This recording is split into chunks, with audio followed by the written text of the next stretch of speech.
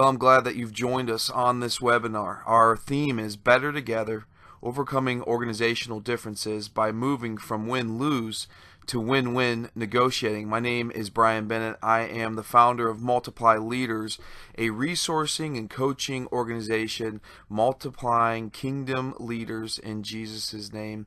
And I'm glad that you've joined us. In the time ahead, we're going to explore, particularly in organizational environments and workplace environments, how we can move and really gain and benefit the vision and accomplish more together by moving our thinking from win-lose to win-win. But this applies to every aspect of life. It applies to marriages, it applies to friendships, to family relationships. One of the things that we'll talk about is that we are constantly having to negotiate on a daily basis with our children, with our spouse, with our friends, with our co-workers, and that's where we'll dig in and focus in on. But apply it to any aspect, any relationship. The principles that we're going to be talking about apply in all directions. So let's dive in. I'm going to begin because we're framing this in an organizational environment of thinking about the power of vision. Bill Hybels says vision is a picture of the future that produces passion. You're just reading that. If you've ever heard Bill Hybels talk, you know that he lives with great passion. And when we as leaders lead with vision, with a picture of the future, that inspires and produces passion in the teams and the organizations that we lead. And Samuel Chan says every person on a team needs to have a clear grasp of the vision, his or her role, the gifts and contributions of the team members, and the way team functions. This is so important. Samuel Chan is saying that you've got to have that clear grasp of the vision, but then everyone has to understand their role, their gifts, and the way that they relate to each other and the way that the team functions. So vision is significant, and understanding how we relate to the vision is significant if we're going to lead teams in workplaces and organizations that function at a really high level of accomplishing the mission and function at a high level as a team and accomplishing the vision that is set before it. A couple more thoughts on vision. Vision forms a team out of a mass of individuals. So as you're walking down the street next to someone, you're not a team member with them. But as you get rallied with them behind a vision, now you're a team. So that's what vision does. It has that ability to form something out of chaos or out of a mass. It forms individuals who are focused together and committed together. Vision unifies the team together with a shared purpose. That's so significant, a shared purpose for common goals. So vision has that ability to form and to unify, and vision empowers. It empowers people with different perspectives and skills to work together to achieve a greater good. That's one of the things vision does, is empowers people with differences in their perspectives or differences in their skills to work together and achieve a greater good. So this is the typical workplace environment. The typical organization environment is made up of people who are formed together, unified together, or at least have the potential for that. Unfortunately, for many of us, we know that there's challenges for that because of our differences. Sometimes our differences get in the way. We let them get in the way of the vision.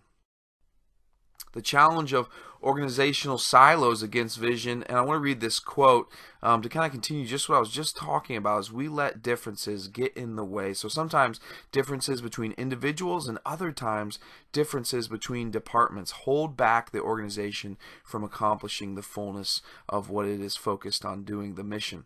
Organizational silos do not only refer to conscious structures, right, those departments, those differences, but also to unconscious states of mind and mentality that takes on a life of its own.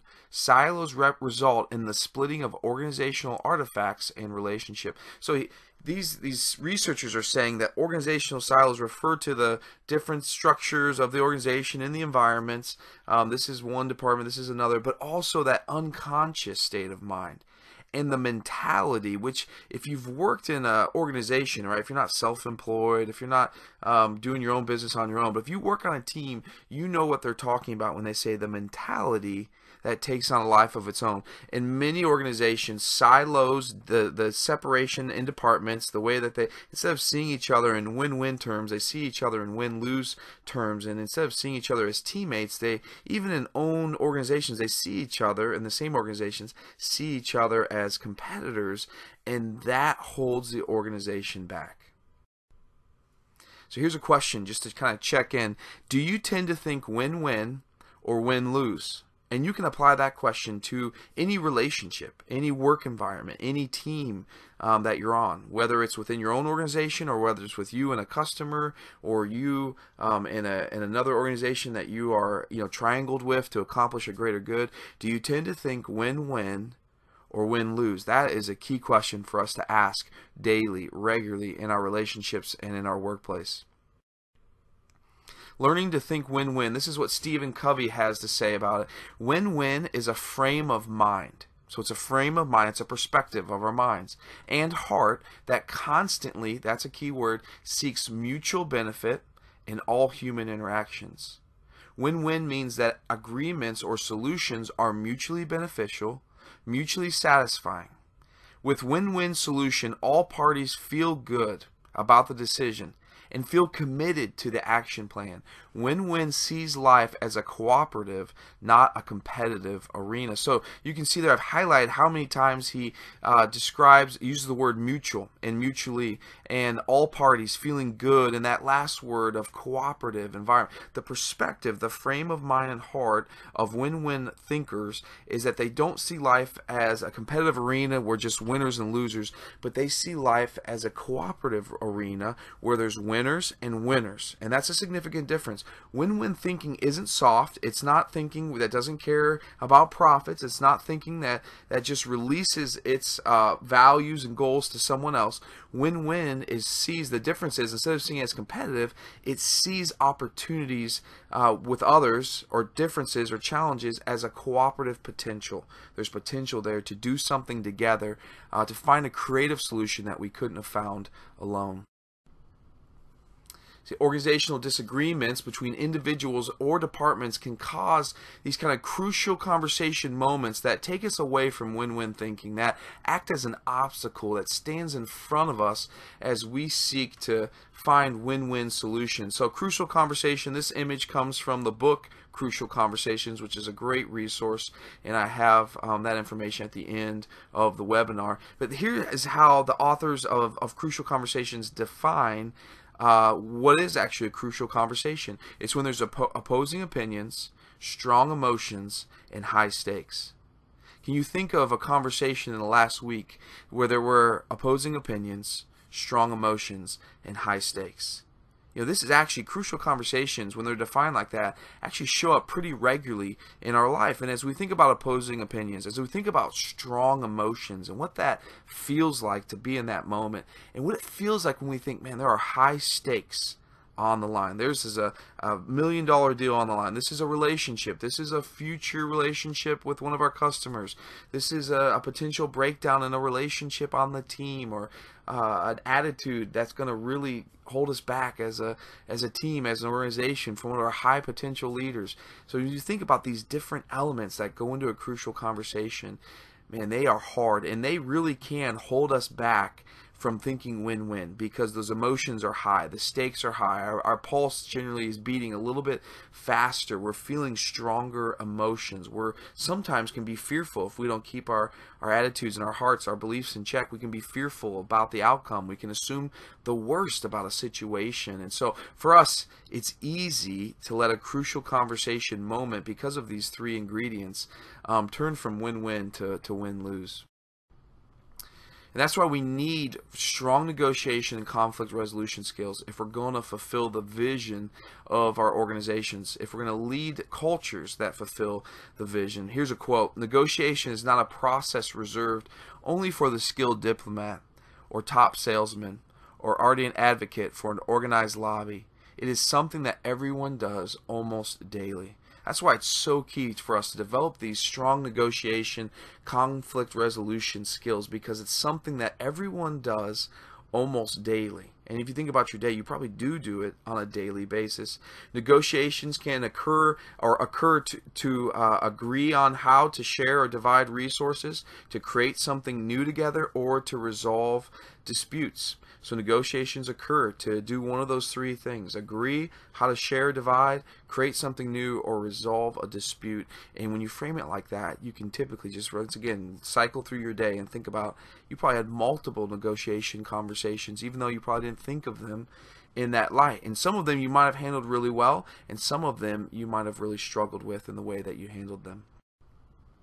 So here's two general approaches to negotiations and conflict resolution. It's kind of traditional approaches, ways of framing it. Distributive is one of the approaches, and distributive is typically thought of dividing the spoils. So there's a piece of pie, or 8 slices in a pie, and there's slices, and there's only 8 slices, and someone's going to get 5 maybe, and someone's going to get 3, or we're going to get 4 and 4, but that's it. There's a limited solution where it's just a matter of $100, who's going to get 80 and who's going to get 20, right? We've only got so many dollars to work with, so it's a zero-sum thinking. And the quote to go with this is competitive win-lose process of slicing a fixed pie.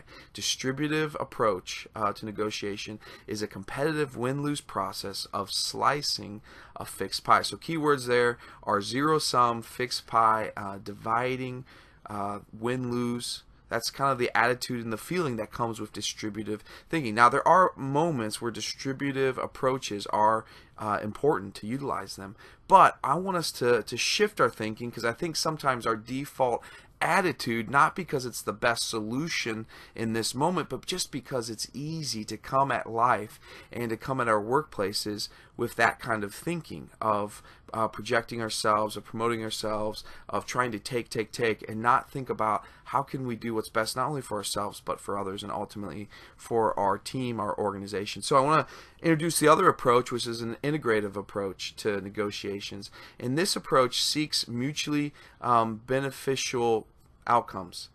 Seeks to find the mutually beneficial kind of outcomes where everyone wins. That's the win-win thinking. It's also termed value-creating agreements, which are agreements that reconcile both parties' interests and lead to higher joint benefits. So key phrase there is it leads to a higher joint benefit. Another key phrase, it's value-creating. So there's things that doing together, that these two parties that are doing an integrative negotiation, by negotiating with that kind of approach, they're going to benefit more greatly together coming out of that negotiation than going into it. So very different than distributive. Integrative negotiations are seeking to find creative solutions where it's a win-win solution for everyone involved. Daniel Dana talks about, it kind of frames it in a different way, and I thought this was helpful. The 3 and only 3 ways to manage conflict: by a power contest, by right contests, and by reconciling interests. So you can even see there the distributive and the integrative approaches, right? In the distributive, we have the power contest, we have the right contest.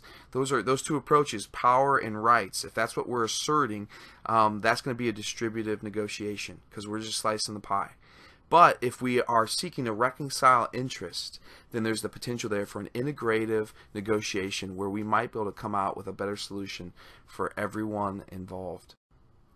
So here are 3 questions to ask to frame the discussion and to maintain motive in the midst of conflict resolution, in the midst of negotiations. These 3 questions come out of that Crucial Conversations book, which is an excellent resource. I want to encourage you to grab that. Here are the 3 questions that to think about in framing the discussion, but also in maintaining focus in the midst of those high stakes discussions, which typically negotiations and conflict resolution are, or have the potential for the high stakes. First question is this, is what do I want for myself? So we've got to get clear in advance of the conversation, if possible. What do I want for myself? What is the outcome that I want to achieve in this moment, in this relationship, in this situation, in this tension? What am I looking for? What kind of resolution am I looking for? What kind of goals do I have? And then what do I want for others? That's the second question. So not only asking what I want for myself, but if we're going to move to win-win integrative approach, we're finding creative solutions that benefit all parties involved in a better way, then we've got to ask that question of what do I want for others? Right, so if we come into a negotiation or a conflict resolution, or if we find ourselves in one in the middle of the office and it's a high, kind of maybe intense moment, we got caught off guard, we've got to think about not only what do I want for myself and be honest and be clear about that, but we've also got to think what do I want for others. And then the third question is what do I want for the relationship? And that's such a key question that can frame the conversation in advance, keep us from maybe acting out in just anger that is unfounded, or just defending or verbally necessarily attacking or withdrawing, but what do I want for the relationship, right? So when I identify in my marriage, okay, this is the challenge, this is the tension, this is how I feel. What do I want for myself? What do I want for my spouse? And now, what do I want for our relationship going forward? Right? By asking that third question, it keeps us anchored in the midst of high emotion, high stress kind of conversations, which sometimes those go along with those crucial conversations or negotiations. So what do I want for the relationship? Those are three great questions to ask to frame the discussion and to maintain motive in the midst of the discussion. I want to introduce you, if you're not familiar with the Thomas Kilmann conflict model, this is a very helpful framework for thinking about how am I approaching this negotiation, how am I approaching this conflict resolution, and maybe how do I need to shift my thinking, or what would be the best approach? Is my current approach the right one, or do I need to shift? So I want to introduce you for kind of start at the outer edges and move towards the upper right corner, beginning with the red arrow, which is assertiveness. In each conversation, each negotiation, in each moment we're in a crucial conversation, there's going to be two kind of planes that we need to pay attention to. The first one is the red arrow, which is assertiveness, which focuses on my needs, my desired outcomes, my agenda. So how assertive do we need to be is actually a question that we need to ask. We can't just assume to be as assertive as we please or as we want. That actually might hurt the conversation. It might hurt the negotiation. It might hurt the conflict resolution. But we need to think, after we've asked those three questions of what do I want, what do I want for others, what do I want for this relationship, then we need to think about how assertive do I need to be in this moment with this person and this particular negotiation, depending on the outcome that we desire. Right? So assertiveness scale focuses on my needs, my desired outcomes, my agenda. In contrast to that, we have the cooperativeness scale, the yellow arrow, which focuses on others' needs and the mutual relationship, on others' agendas, and on finding solutions for them. So we have these two competing scales that are constantly happening in every conversation, is my assertiveness level and my cooperativeness level. And these tend to, one focuses on my needs, the other focuses on others' needs. And now within that kind of scale, you can see 5 possible outcomes.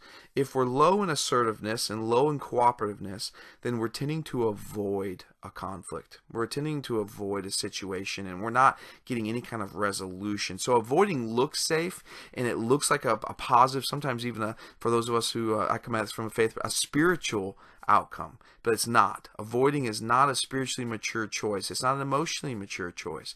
But sometimes we withdraw from situations to maintain neutrality. Now, there might be a moment where we need to withdraw to diffuse an intense, overly intense emotional kind of moment, but avoiding long-term is not a good strategy. So that's when we're low in assertiveness and low in cooperativeness. If we go high in assertiveness but low in cooperativeness, we find ourselves in a competing place where the outcome's going to be one of competing. This is where we're thinking zero sum, kind of the distributive negotiation that we talked about. There's a zero sum approach. It's a win-lose power struggle. So that's when we're high and assertive. I want my way, my way, my way, and we're low on cooperativeness. We're not listening. We're not seeking to understand the other party involved. We're just thinking about what we want and our outcome. Now, if we go high on cooperativeness but low on assertiveness, we find ourselves in an accommodating outcome where we just kind of give in to the other party and we seek to maintain harmony. And there's times where all of these options are appropriate choices, but the danger of approaching this and seeking this outcome continually is we actually forfeit our desire for the sake of cooperativeness. And that can work at times, but that's not a good solution long term. So where we tend to go from assertiveness and the cooperativeness is into that middle arena where we seek compromising. That's the outcome we seek, is let's find a compromise. And compromise can be a great opportunity, can be a great result.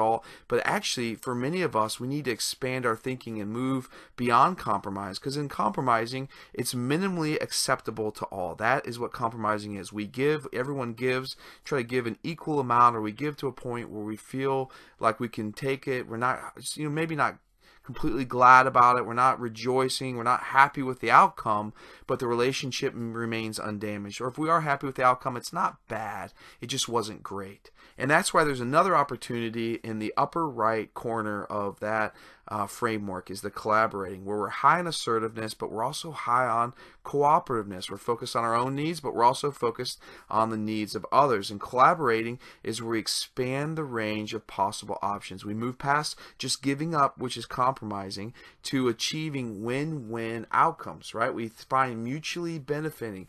We reframe problems. We think in fresh ways and renewed ways about how we can achieve the best for everyone involved. And so we reframe the problem. We think at it from a different angle. We really listen to what the other person or the other department or the other organization, whoever we're working with, and this particular focus of working with another department or organization to overcome those silos that so easily can happen. We figure out a solution that works for everyone. That's ultimately what collaborating is. It's a creative solution, and it's a solution that requires deep listening, deep relationship, but it also requires our assertiveness and our cooperativeness.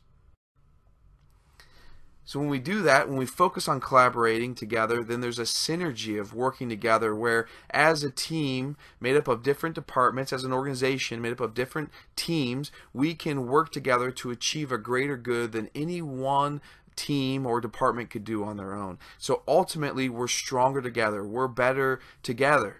And the synergy that comes from that kind of thinking, when we're thinking as an organization on our various teams, win-win within our own teams, but also within with our work with the other teams involved in our organization. When we shift our thinking to win-win, then the outcome is greater for us and for the other department, for the whole organization. To do that, we have to appreciate the differences of different individuals. We have to appreciate the differences of different teams and even of different departments and the work that they do. So accounting has to appreciate the differences with sales and how they function, how each of them functions. Or for some of us, research and development has to appreciate the differences with product development or with sales, right? Two very different parts of the organization. One is researching and developing, the other is on the front line selling something. So we have to appreciate that. For some, it might be upper management and those who are on the ground working, building the product in the factory, appreciating the differences of how everyone contributes to the mission of the organization and seeking to understand what everyone needs in their role to add to fulfill the vision and to add the value that they want to add, right? That everyone wants to come to work every day and add value in their role. And we have the opportunity to create cultures and environments in our workplaces that have win-win thinking embedded in them. And it starts with the top leadership and comes down from there. With the top leadership, it creates win-win thinking and seeks to understand and kind of just foster that kind of culture, that kind of value where we're working together to achieve a greater good than any one of us could achieve on our own. And that starts to create a culture where we appreciate the differences of others and recognize that though there are differences in perspectives and needs and wants and sometimes even utilizing the same resource, or that feels like a competition with another team or another department in our own organization, that actually we can shift our paradigm and see those differences as necessary to even the individuals and the teams and ultimately to the mission of the organization. That those differences aren't a negative thing but are an opportunity given to all involved. Here's a closing encouragement, and I appreciate you taking the time to engage in this webinar. I trust that you found some value from the content today. A closing encouragement: though there are times when all approaches in the Thomas Kilmann model would be appropriate, if we keep the larger vision in mind and appreciate the different contributions of team members, then let us look for creative solutions, and they're going to have to be creative, where we are able to seek collaborations, reframing issues to discover win-win outcomes. If we can come to our workplaces, to our teams, to our homes, to our friendships, to our family relationships, with seeking creative solutions, thinking already that the world is a place of collaboration, not competition, then we can come finding opportunities to discover win-win outcomes for everyone involved as we reframe issues to discover the opportunities. Here's a list of the references and credits on the images that were used in today's webinar. If you found it helpful, please like it on YouTube or wherever you find it, on Facebook, on Twitter, and would you share it? If you found it helpful to you, would you share it with others? Feel free to pass it on, and that is the best encouragement that you can give. May you as a leader come to work every day thinking win-win and create a culture of win-win thinking on the teams and the departments and in the organization that you lead and serve on a daily basis. If we can be of service to you in any way with resourcing or coaching, please reach out to us at multiplyleaders.org.